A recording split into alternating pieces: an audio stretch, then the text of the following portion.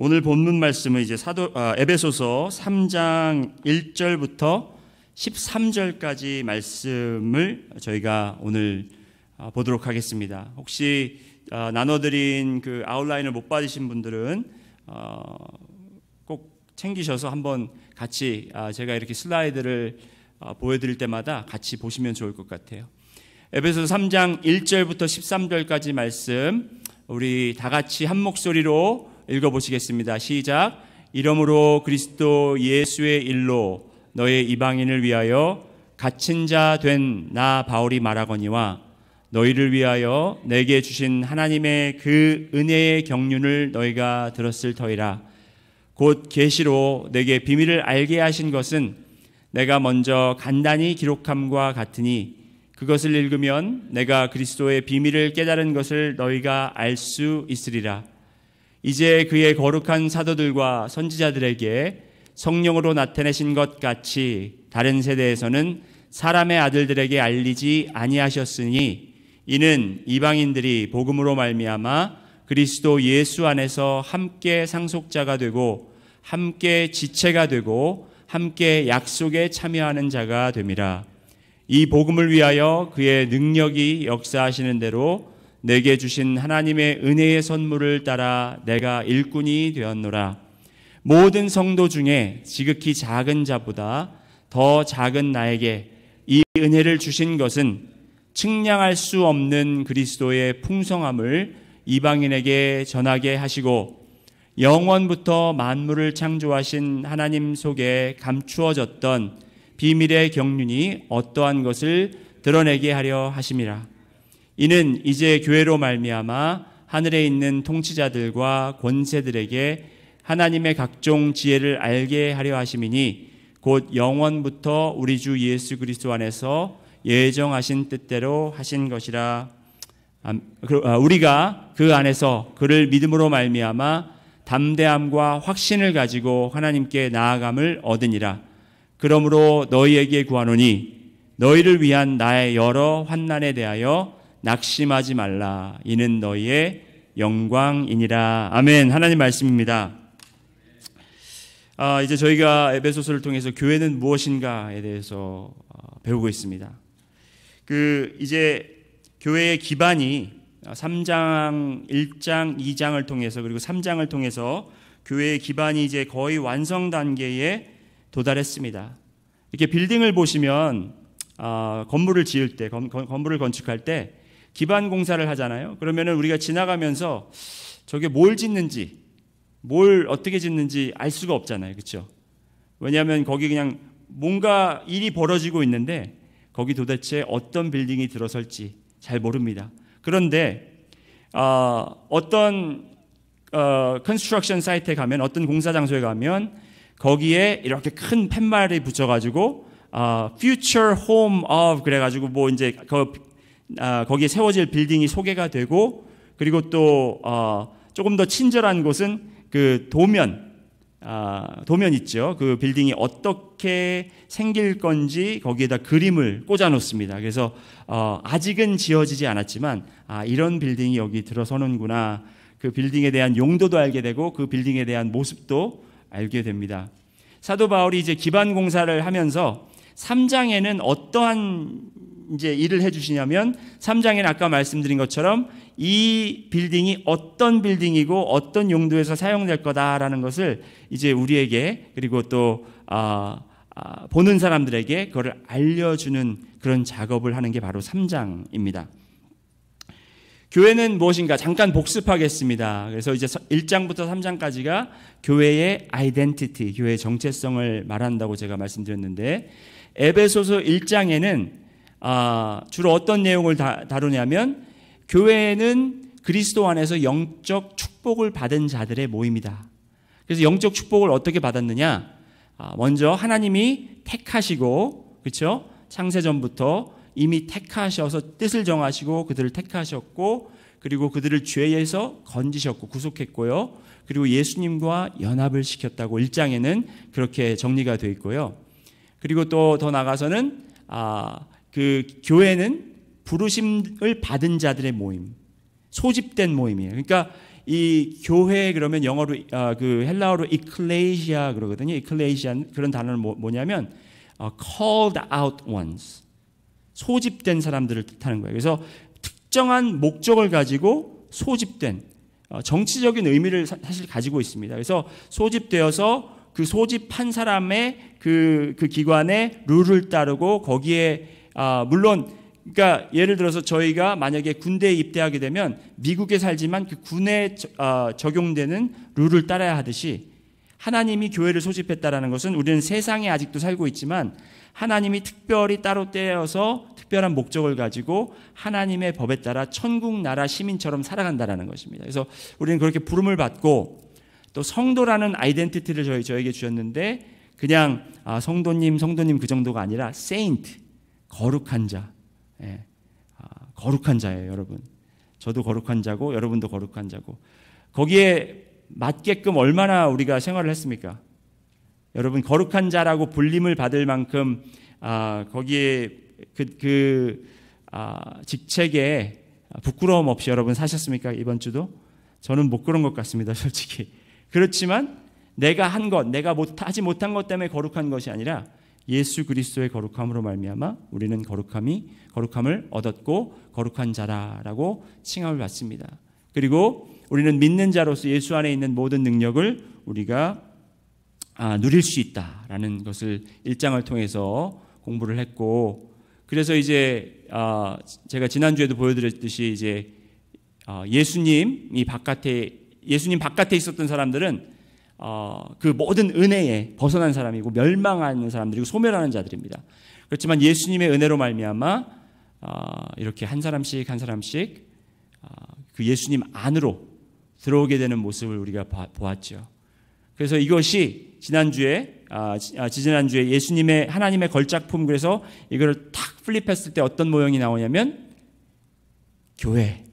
우리는 하나님의 걸작품이다. 왜? 우리 자신이 아름다워서가 아니라 정말 쓸모없는 다시 재활용할 수 없는 우리들을 하나님께서 생명을 주셔서 살리셔서 우리를 통하여 새 사람을 만들었기 때문에 그게 이제 하나님의 걸작품이라는 거죠. 그래서 교회를 보면 하나님은 정말 위대하시구나.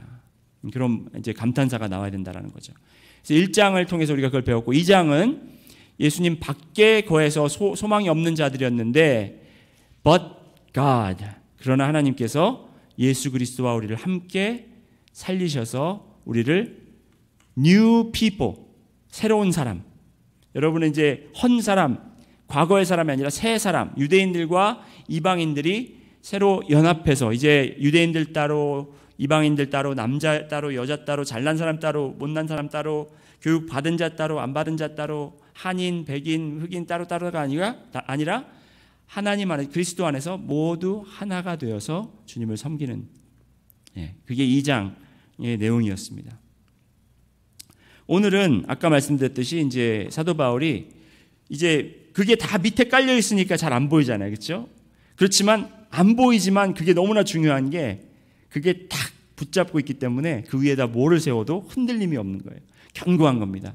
그래서 우리의 정체성을 분명히 알아야 되는 거예요.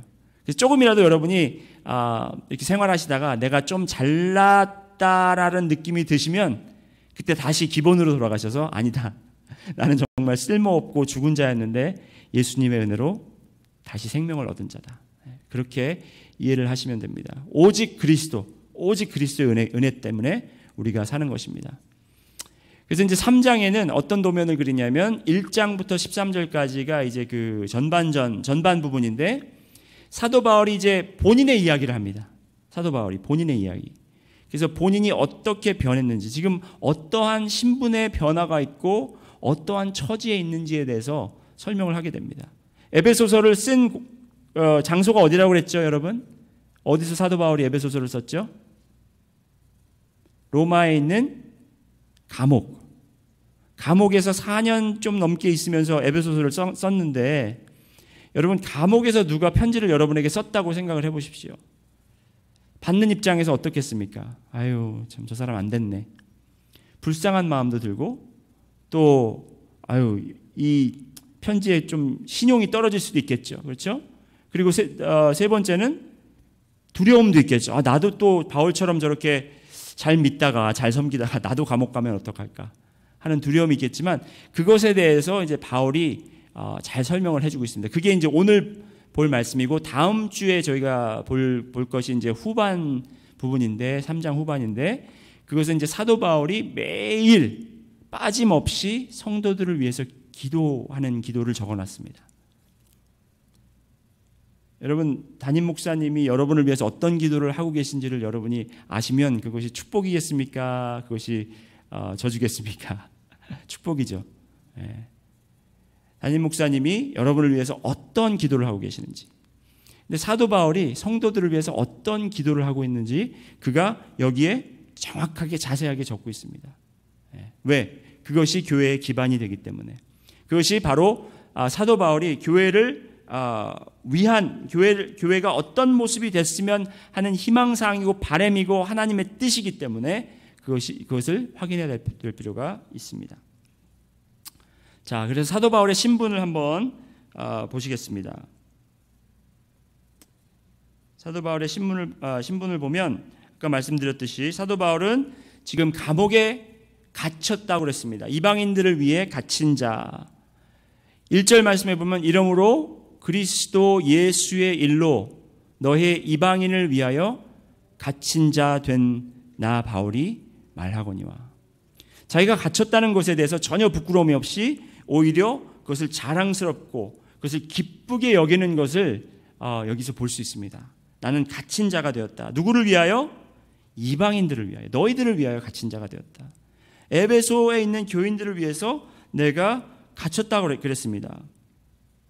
바울이 갇힌 것이 어떻게 이방인들에게 어떤 도움을 줄 수 있겠습니까? 그가 갇힌 게 어떤 도움을 줄 수 있겠습니까?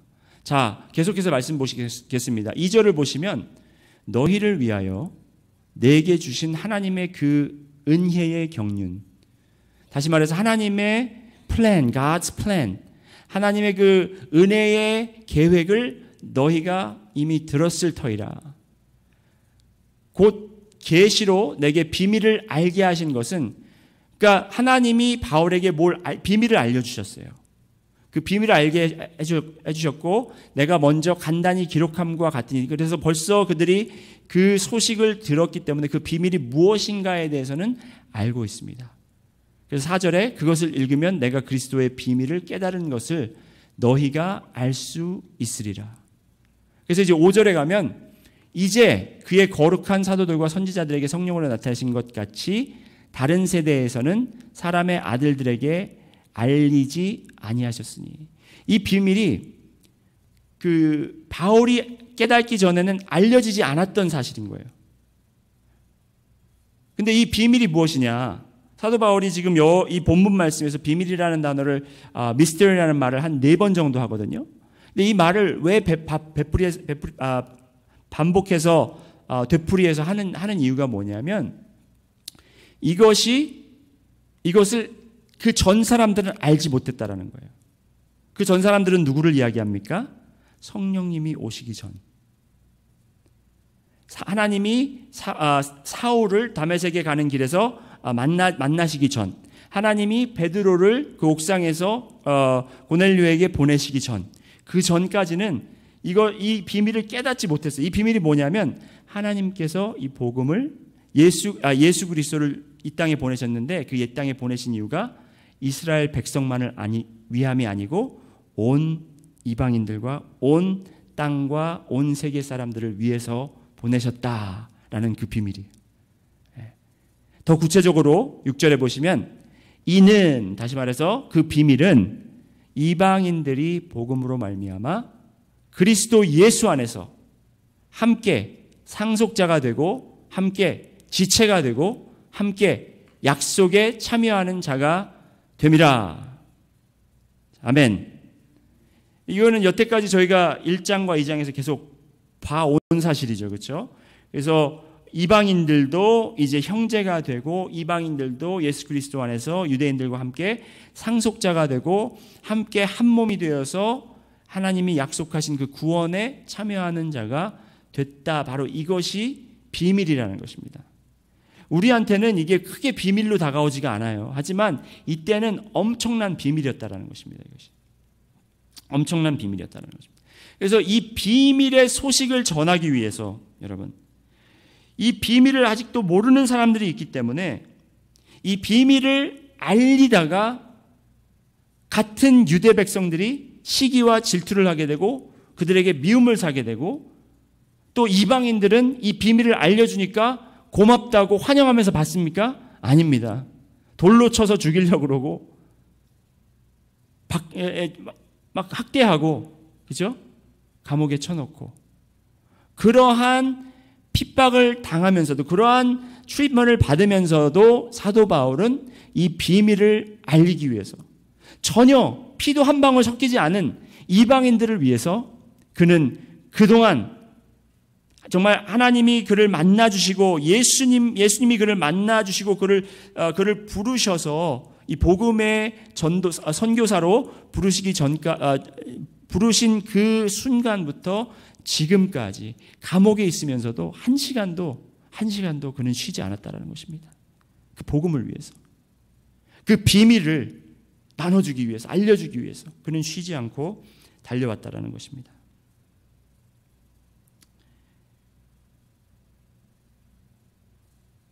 이 갇힌 자라는 그 말은요, 본인이 갇힌 자다라는 것은 지금 상황, 본인이 지금 감옥에 갇혀 있다라는 상황을 말하기도 하지만 그의 일평생의 소명을 말하기도 합니다. 사도 바울이 본인이 옥에 갇힌 자다, 아니면 이 사슬에 묶여 있는 자다, 복음의 사슬에 묶여 있는 자다라는 표현을 자주 하는 것을 알 수 있습니다. 예로 디모데후서 2장 9절 말씀을 보면 복음으로 말미암아, 우리 같이 한번 읽겠습니다. 시작. 복음으로 말미암아 내가 죄인과 같이 매이는 데까지 고난을 받았으나 하나님의 말씀은 매이지 아니하니라.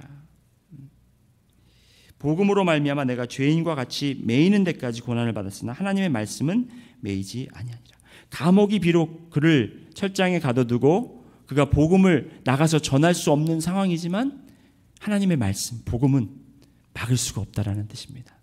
그리고 그는 정말 이 복음 때문에 감옥에 갇혀 있고, 그는 복음 때문에 그는 쇠사슬에 묶여 있는 그런 사람이다라는 것을 표현하곤 합니다. 이렇게 정말 빚진 것도 없고 피 한 방울 섞이지도 않고 잘 알지도 못하는, 전혀 알지 못하는 이런 이방인들을 위해서 사도 바울은 왜 이렇게 고생을 하면서, 왜 이렇게 죽을 고생을 하면서 감옥에 갇히면서까지, 정말 핍박을 당하면서까지, 매를 맞으면서까지, 건강이 정말 악화되면서까지 이렇게 했겠습니까? 바로 그것이 하나님께서 사도 바울을 비밀을 알려주는 사자로 부르셨기 때문입니다. 비밀을 나누는 사자. 여러분, 토마스 선교사님의 이야기를 아시는지 모르겠습니다. 여기 타이틀 보면 조선에 떨어진 한 알의 미랄 토마스 선교사, 로버트 저메인 토마스라는 선교사님 이야기를 아십니까? 이 선교사님은 웨일스 개신교 선교사였습니다. 이분은 이제 정말 복음을 가지고 아직 복음이 전파되지 않은 곳을 향해서 그 복음을 전파하러 사도 바울처럼 그렇게 선교를 떠나는 것이 그의 소명이었고 그의 정말 바람이었습니다. 그래서 젊은 나이 24살에 그의 아내와 함께 중국으로 선교를 파송받게 됩니다. 런던 선교회를 통해서 이제 파송을 받게 됩니다. 이제 중국에 떨어져서 열심히 이제 전도 사역을 하고 복음 사역을 하는 동안 이제 그 여독과 좀 어려움과 그런 병 때문에 그 아내가 임신을 한 상태였는데 유산을 하게 되고, 남편이 없었을 때 하필이면 유산을 하게 되고, 이 아픈 아내를 돌볼 수 있는 환경과 사람과 그런 병원 시설을 갖추고 있지 않았기 때문에 이 아내는 죽음을 맞이하게 됩니다. 그래서 이 토마스 선교사는 그 아내의 죽음을 보고 굉장히 마음이 찢어지게 아팠죠. 내가 왜 선교를 하고 있는 것인가? 도대체 내가 무엇 때문에 이렇게 하고 있는가? 번뇌에 빠졌습니다. 그러던 중에 이제 엎친 데 겹친 격으로 그 런던 선교회와 이게 뭔가 맞지가 않았어요. 그래서 거기서 제명이 됩니다. 선교사에 제명이 돼요. 토마스 선교사가. 그래서 이제 자립 뭐죠? 죄송합니다. 제가 여기 그럴까봐 제가 적어놨는데 이제 그 기관에서 협조를 받지 않고 자립 비용 선교사가 됩니다. 이제 본인이 스스로 이제 다른 사람들을 찾아서 가면서 이제 스스로 개척해서 하는 선교사로 일을 하게 되는데, 그러다 보니까 이제 후원금도 없고 그래서 통역관으로 일하게 됩니다. 그 중국에서 통역관으로 일하다가 거기서 한 조선인을 만나게 돼요. 그래서 조선에 대해서 듣게 되고 조선의 소식을 접하게 되고 조선에 대한, 나라에 대한 굉장히 흥미로움을 이 사람이 갖게 됩니다. 그런데 이 토마스 선교사님이 조선에 대한 소식을 듣던 중에 이 만난 조선인 이분이 카톨릭 신자였는데 지금 한국에 엄청난 그 카톨릭 신자들에 대한 핍박이 있고 그들을 지금 처형하는, 정말 수많은 사람들이 처형당하고, 그리고 선교사들이, 그리고 그 누구예요? 신부님들이 처형당한다라는 그런 소식을 전해 들은 거예요. 그래서 이 토마스 선교사가 매우 안타까운 마음을 가지고 내가 조선에 정말 그 복음의, 개신교의 복음을 들고 가서 정말 말씀을 전하고 복음을 전하겠다라는 그런 마음을 갖게 됩니다. 그래서 기도하던 끝에 1865년도에 그가 이제 다시 런던 선교회에서 그가 재임명을 받게 됩니다. 그래서 거기서 이제 그가 그동안 한 업적을 보고 너는 선교사로 자격이 충분하다 그래서 다시 선교사로 임명을 받고 재임명을 받고, 그리고 이제 조선을 갈 방법을 구하다가 그 제너럴 셔먼이라는 배가 한국을 조선 땅을 향해서 간다라는 그런 소식을 전해 듣고 거기에 통역관으로 함께 그 배를 타게 됩니다. 그 배를 타면서 이 토마스 선교사는 성경책을 많이 모아서 이제 조선에 가서 조선 사람들에게 그 성경책을 나눠줄 큰 꿈에 부풀어서 그는 가게 되는데, 그 배가, 그 셔먼호의 배가 조선 평양 대동강 여울목에 도착하기도 전에 조선 관군들이 이제 서양에서 온 이 배를 향해서 이제 불로 공격을 하게 되고 배는 불에 타게 됩니다.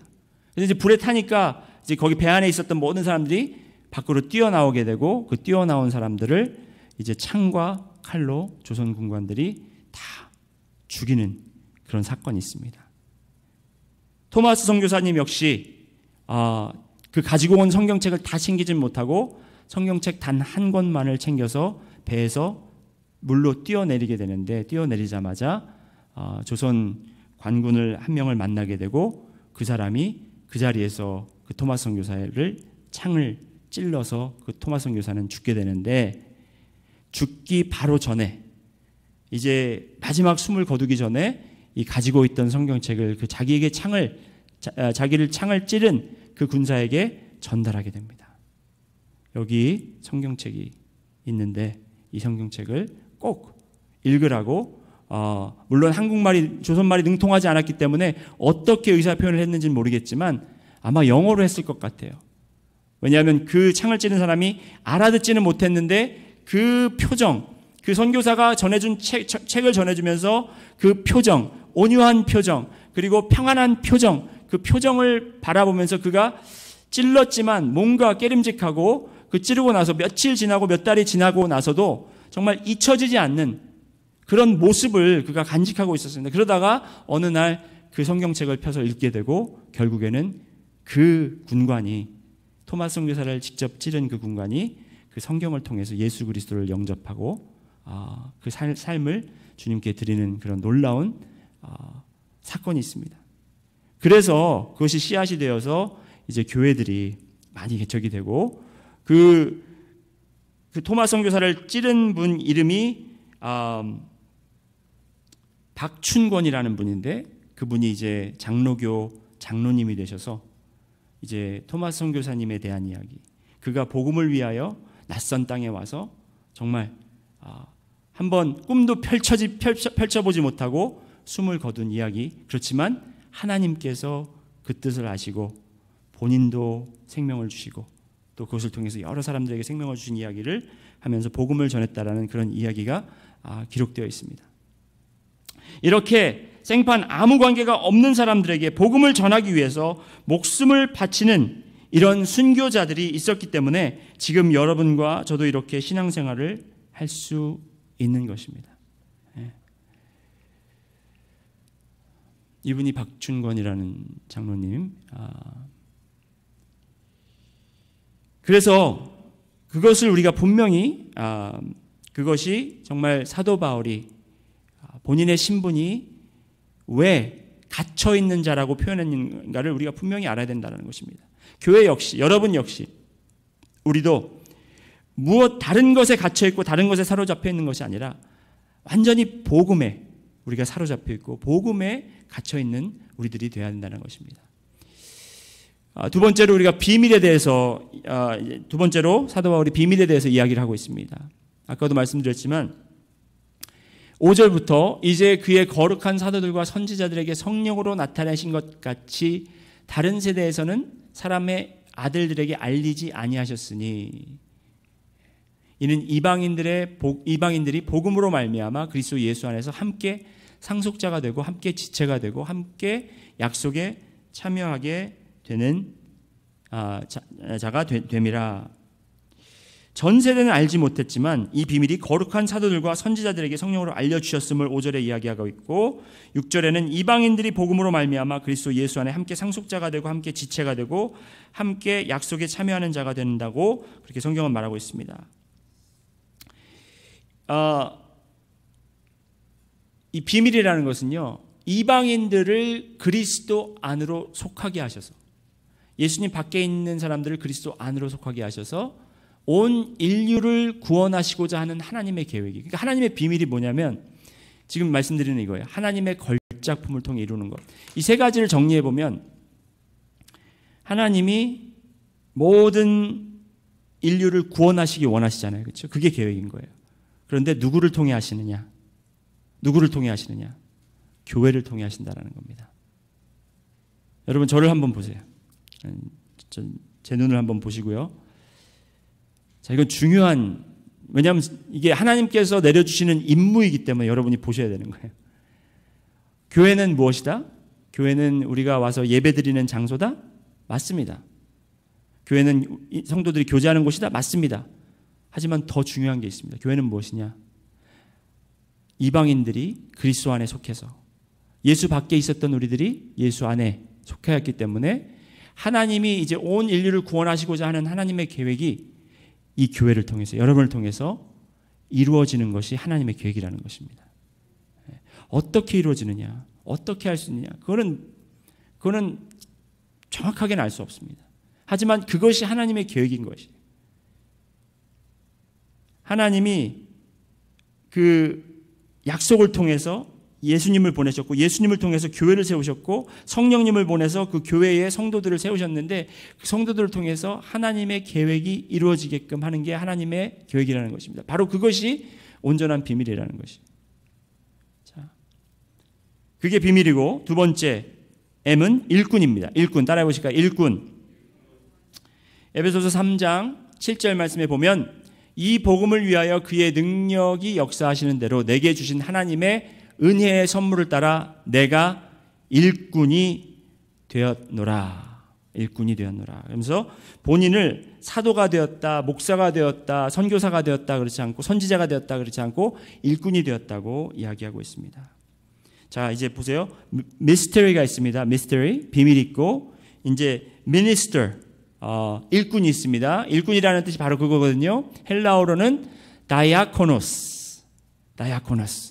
여기서 디켄이라는 말이 나오는 거예요. 디켄. 집사라는 말이 나오는 거예요. 그러니까 이게 다이아코노스라는 게 무슨 말이냐면 섬기다, 봉사하다. 그러니까 이제 식당에서 그 테이블을 섬기는 사람을 이 그거를 섬기다라는 뜻을 다이아코노라고 그러거든요. 그러니까 본인을 이 복음을 위한, 이 미스터리를 위한 일꾼으로 세우셨다라고 그렇게 이제 표현하고 있습니다. 일꾼이 어떻게 그럼 되었는가? 사도 바울이 어떻게 일꾼이 되었습니까? 이 복음을 위하여, 이게 가장 중요한 거예요. 일꾼이 왜 됐냐면 복음을 위하여. 여러분이 왜 성도이십니까? 복음을 위하여. 여러분이 왜 교회가 됐습니까? 복음을 위하여. 제가 왜 목사가 됐습니까? 복음을 위하여. 그걸 잊지 말으셔야 돼요. 복음을 위하여 그의 능력이 역사하시는 대로 하나님의 능력이 역사. 내 능력 때문에 제가 목사가 됐나요? 아닙니다. 그런 거 아니에요. 하나님의 능력이 역사하시는 대로 내게 주신 하나님의 은혜의 선물을 따라 내가 일꾼이 되었노라. 그렇게 성경은 기록하고 있습니다. 사도 바울도 마찬가지예요. 본인이 자랑할 게 많지만 복음을 위해서 하나님의 능력이 역사하시는 대로 하나님께서 주신 하나님의 은혜의 선물을 따라 그가 일꾼이 되었다는 것을 고백하고 있습니다. 그러면 일꾼으로서 어떤 일을, 무슨 일을 해야 되는가? 일꾼이면 그 job description이 있어야 되잖아요. 그렇죠? 일꾼이니까 어떤 일을 해야 되는가? 자, 보세요. 8절. 모든 성도 중에 지극히 작은 자보다 더 작은 나에게 은혜를 주신 것은, 그렇게 나를 복음을 위하여 부르신 이유는, 다 같이 읽어보실까요? 그 옐로로 하이라이트된 거 읽어보시다. 시작. 측량할 수 없는 그리스도의 풍성함을 이방인에게 전하게 하시고. 자, 9절도 보시겠습니다. 시작. 영원부터 만물을 창조하신 하나님 속에 감추어졌던 비밀의 경륜이 어떠한 것을 드러내게 하려 하심이라. 이것 때문에 사도 바울이 일꾼으로 부르심을 받았다라는 것입니다. 측량할 수 없는, 정말 말로 표현할 수 없고 자로 잴 수 없는 그리스도의 풍성함, 그것을 이방인에게 전하게 하시고, 영원부터 만물을 창조하신 하나님 속에 감추어졌던 비밀의 경륜이, 하나님의 계획이 어떠한 것을 드러나게 하려고 사도 바울을 부르셨다는 거예요. 오늘 말씀 제목이 제가 비밀 요원의 임무라고 그랬습니다. 비밀 요원의 임무. 여러분 비밀 요원 아시죠? 딴다라란단단단단단단단단단 007 같은 비밀 요원. 비밀 요원은 여러분 본인의 정체와 임무를 어떻게 돼요? 감춰야 돼요. 하나님의 비밀 요원은 어떻게 해야 됩니까? 우리의 하나님의 주신 비밀의 임무를 알려야 돼요. 우리의 정체도 알리고 임무도 알려야 되는데, 반대는 뭐냐면 007 같은 경우는 감춰도 사람들이 막 알아서 캐내요. 그 정보를 어디서 막 빼내요. 근데 우리 같은 경우는 뭐냐면 알려줘도 못 알아들어요. 막 알려줘도 못 알아먹고, 알려줘도 그걸 이해를 못해요. 그렇지만 우리는 하나님께서 이 비밀의 일을 위해서 우리를 비밀 요원으로 부르셨다는 거예요. 저 예전에 007 영화 보면서 그렇게 되는 게 꿈이었거든요. 근데 이제 007보다 더 높고 더 견고하고 더 확실한 기관에서 저를 부르셨습니다. 천국에서 저를 부르셔서 이 비밀 요원으로 비밀 임무를 맡기셨는데, 이 비밀을 꽁꽁 숨기는 것이 아니라 이것을 널리 퍼뜨려서 알리게 하라. 그게 위험도 따르는 것이죠. 그렇게 하다가 사도 바울은 감옥에 지금 간 거 아니에요. 그렇게 하다가 결국엔 죽는 거 아닙니까? 그렇지만 그것이 이의 소명이 된 것입니다. 왜? 하나님의 측량할 수 없는 그리스도의 풍성함을 그들에게 나누고 하나님 속에 감추어졌던 이 비밀의 경륜이 어떠한 것을 나타내기 위해서. 누가 일꾼인가? 그러면 누가 일꾼인가? 일꾼은 사도 바울이죠 하고 이야기합니다. 자, 여기 보세요. 10절 말씀. 다 같이 읽습니다. 시작. 이는 이제 교회로 말미암아, 뭐로 말미암아? 교회로 말미암아. 사도 바울은 지금 감옥에 갇혀 있습니다, 여러분. 그러니까 지금 본인은 편한 거예요. 이제 본인은 물론 죽는 날까지 이 복음에 사로잡혀 있고 할 수 있지만 지금은 어쩔 수 없이 발이 묶여 있는 상태입니다.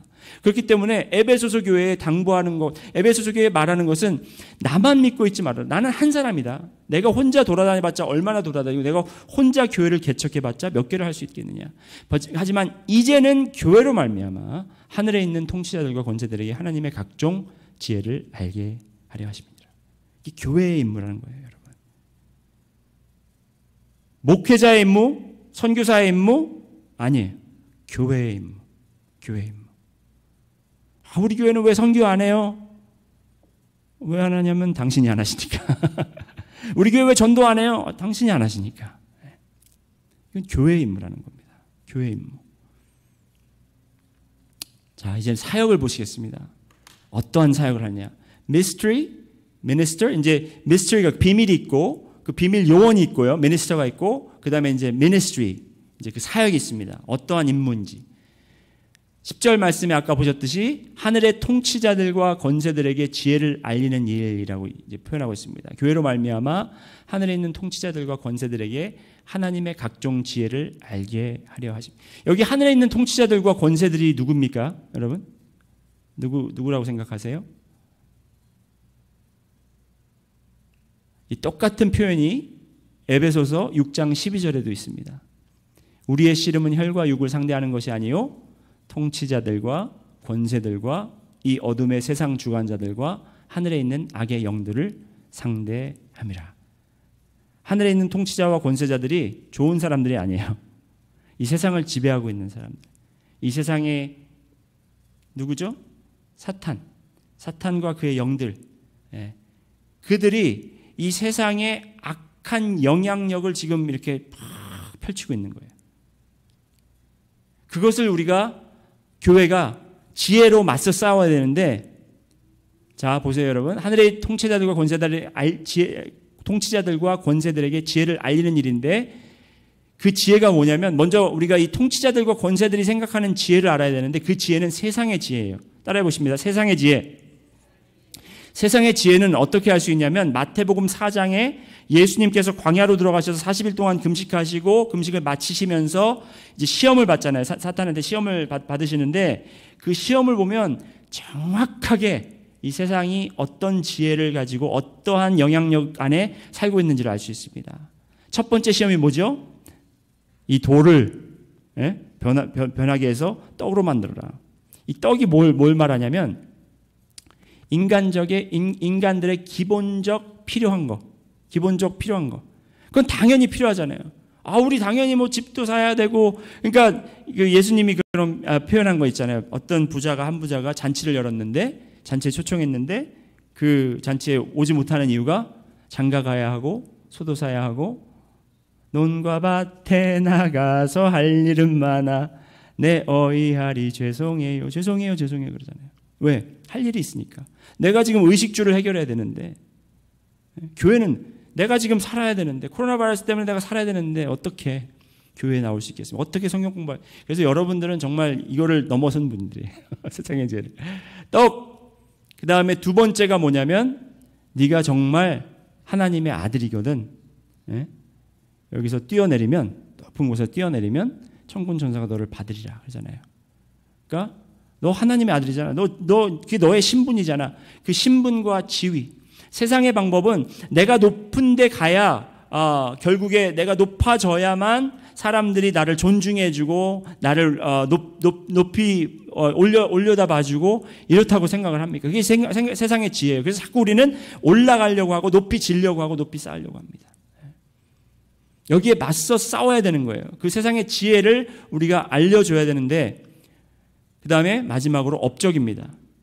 그래서 이제 마지막으로 다 안 되니까 이제 예수님이 하나님을 시험하지 말라 하니까 이제 마지막으로 사탄이 그 산에 올라가서 모든 그 세상을 보여주면서 나한테 절하고 나를 예배하면 이게 다 네 것이 되겠다.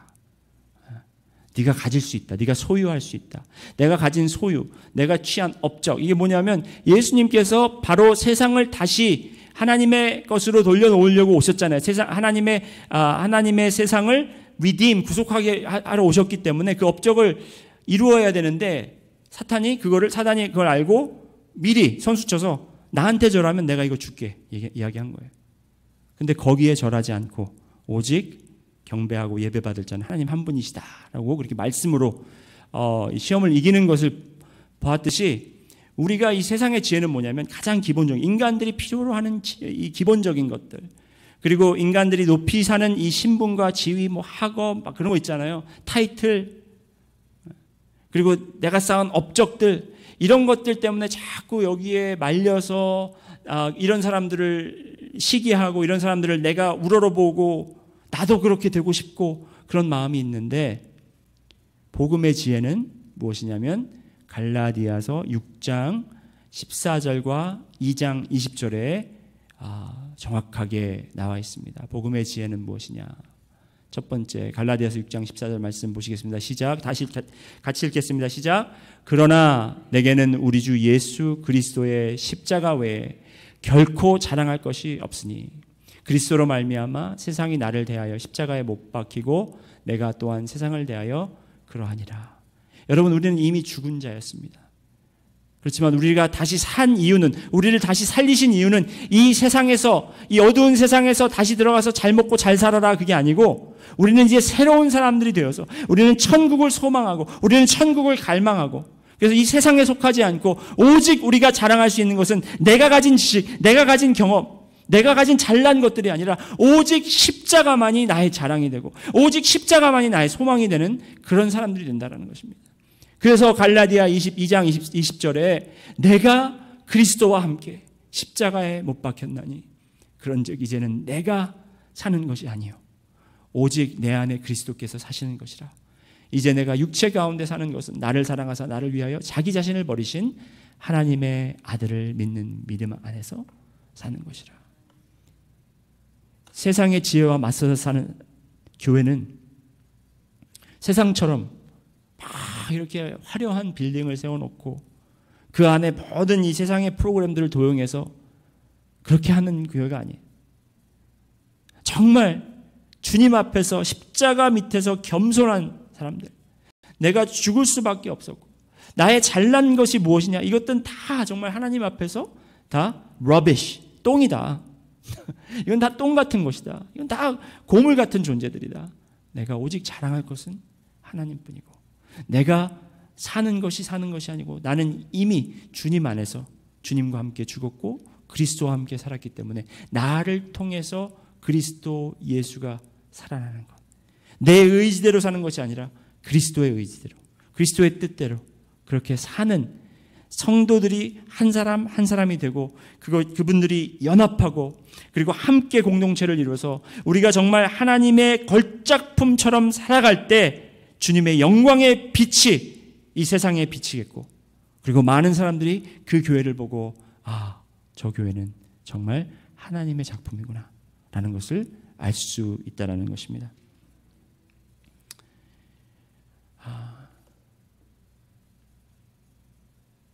여러분, 교회가 너무 그렇게 쉽게 생각해서도 안 되고 너무 어렵게 생각해서도 안 됩니다. 하지만 다만 우리가 에베소서를 우리가 공부하면서 다시 한번 깨달아야 되는 것은 여러분과 제가 왜 이 교회에 속해 있고 왜 하나님께서 우리를 부르셨는지를 우리가 분명히 알고 여러분, 다른 분들 보시면서 나 하나 변한다고 변화가 있을까? 있습니다.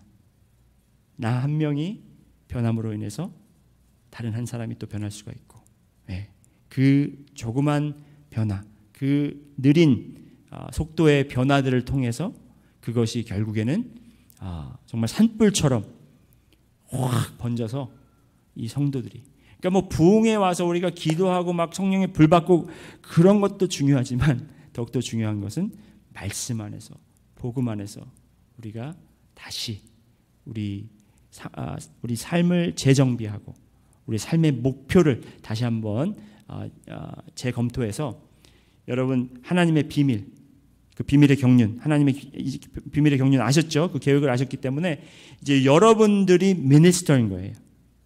여러분들이 미니스터인 거예요. 우리가 모두가 다 하나님을 섬기는 일꾼들이 된 겁니다.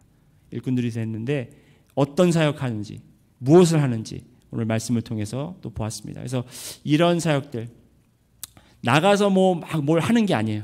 일단 우리 안에서 변화를 가지고 우리가 주님 안에 온전히 있을 때 하나님께서 영광을 받으실 줄 믿습니다. 기도드리겠습니다.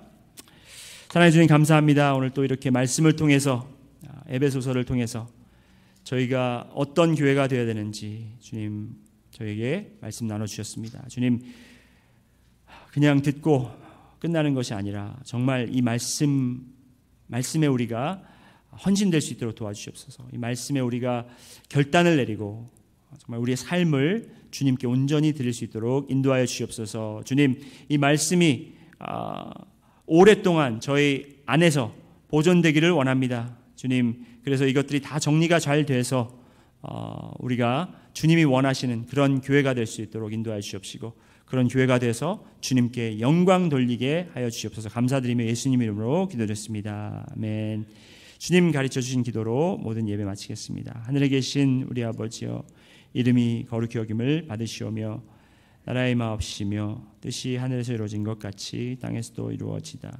오늘날 우리에게 일용할 양식을 주옵시고 우리가 우리에게 죄진 자를 사하여 준 것 같이 우리의 죄를 사하여 주옵시고 우리를 시험에 들게 하지 마옵시며 다만 악에서 구하옵소서. 대개 나라와 권세와 영광이 아버지께 영원히 있사옵나이다. 아멘. 아멘. 감사합니다.